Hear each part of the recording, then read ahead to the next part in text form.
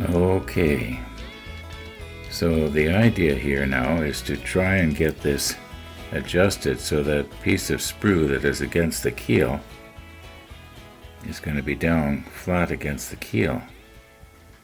And I think if I watch in the monitor, I can see better than I can by looking from overhead here.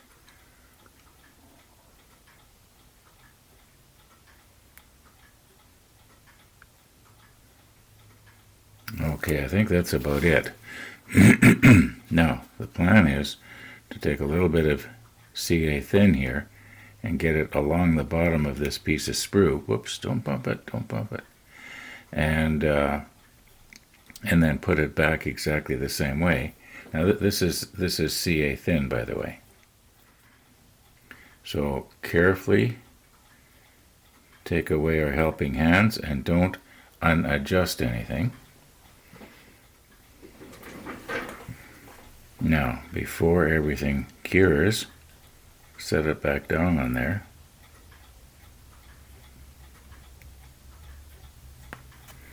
Okay, now we'll just let that set. Now, I do realize that when we pull that off, we're going to lose the black paint, but, you know, that's the way it goes.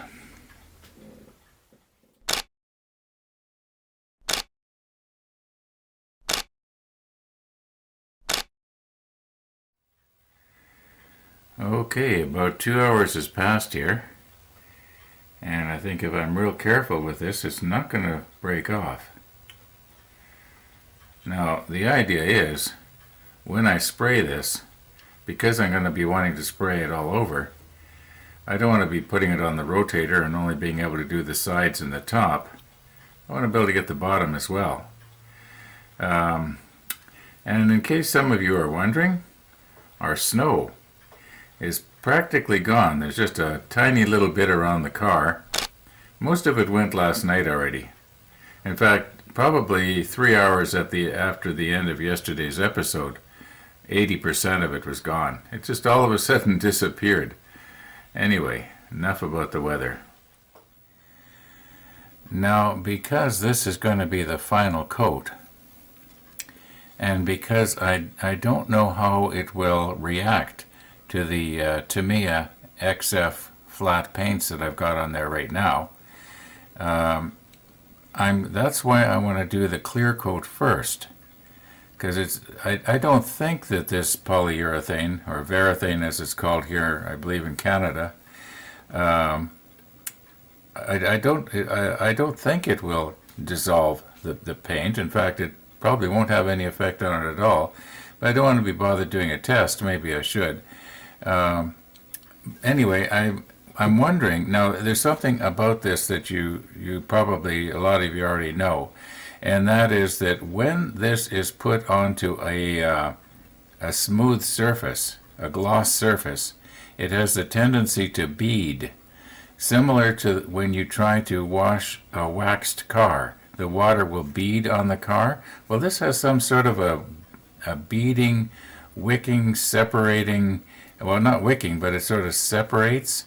And I'm thinking that possibly, now I was going to do the clear gloss, you know, that has a shiny surface, but I'm thinking maybe I should use the flat clear.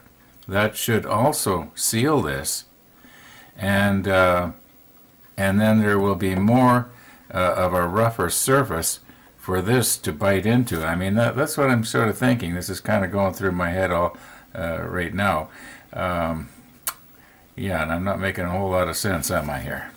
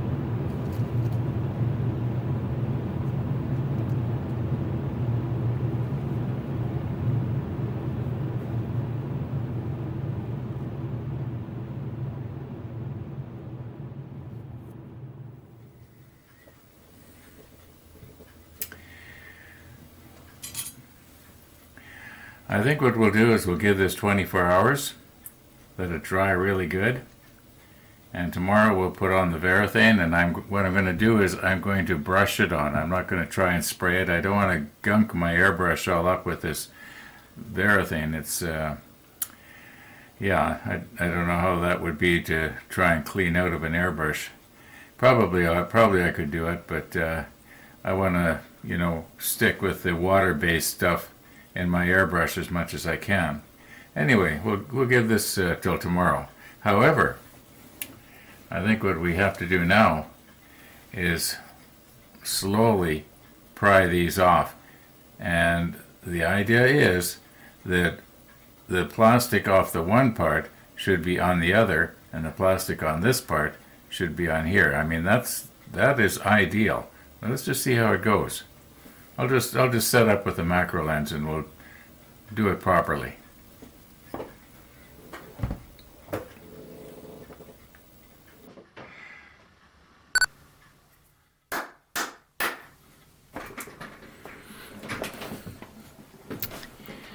Okay, I do believe I have everything set up here about as good as possible, and this little stick that you see here, if I put it between the front of the lens and the subject, and if I have the lens adjusted to its maximum or its closest focusing distance, I can quickly adjust the focus here without having to look into the monitor or into the back here or anything like that. I know that it should be just about right. So let's give it a whirl here. Get a little extra light maybe, if I can. There's a switch on the back here somewhere. There we go. All right, now the idea is we want to slowly pry these off. Now we'll do the Revell one first. Now very slowly.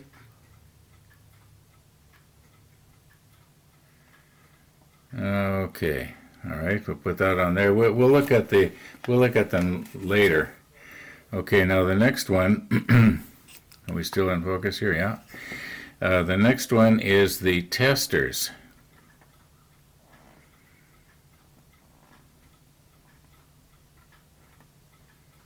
Yeah, it was about the same. Okay, now I'm going to have to readjust everything here. We'll swing this around. Make some room. Okay, and we'll get these two in focus. That should be it.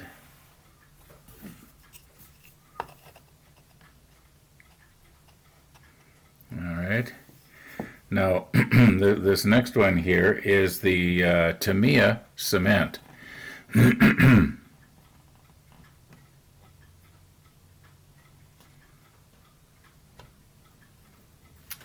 I'm not noticing any difference yet. And this last one here, get it centered. No, second last one. And we are in focus, yes.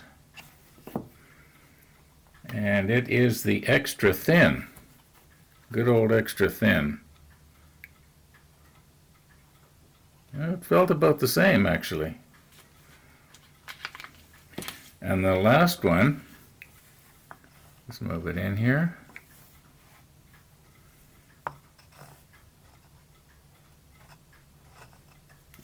I think I've got it there. This is the extra thin quick.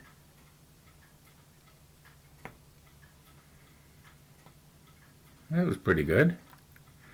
Okay, we'll take a look at these later. I don't know if we're going to have time yet today. I got sidetracked doing other things here. But they are, I did keep track of them, so they're not mixed up or anything here. Let's just see how much time I got here after I get back to the computer.